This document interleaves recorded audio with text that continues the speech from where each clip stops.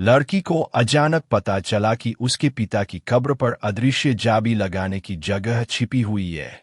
उसके पिता ने मरने से पहले रहस्यमयी चाबी उसके लिए छोड़ी थी।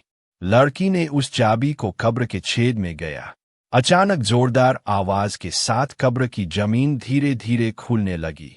अगले ही पल भारी दरवाजा भी खुल गया। डर और जिज्ञासा के साथ लिसा अंदर चली गई।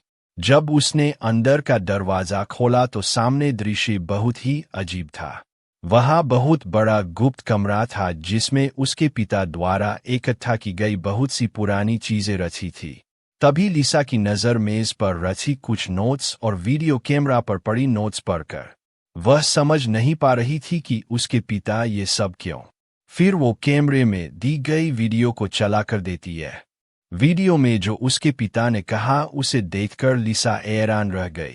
सच्चाई का पता लगाने के लिए वह सुनसान द्वीप पर पहुंच गई।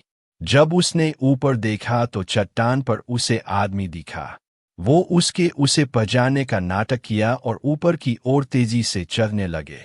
लिसा उनका पीछा करती हुई ऊपर पहुंचती। वहां एक अंधेरी गुफा में उसे उसके पिता मिलते हैं। वो पूछती है, पिताजी आप अभी भी जिंदा है? उसके पिता उसे तब तक कुछ नहीं बताते जब तक वह उनके खास इशारे को नहीं करती। तब पिता को विश्वास हो जाता है कि वह उनकी बेटी है।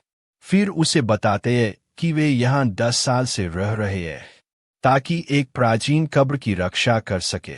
उस कब्र में एक रानी की लाश है जिसे मृत्यु की देवी कहा जाता है। अगर कोई उसे छुए तो वह मृत्यु फैला देती है, इसलिए उसे इस टापू पर बंद किया गया है।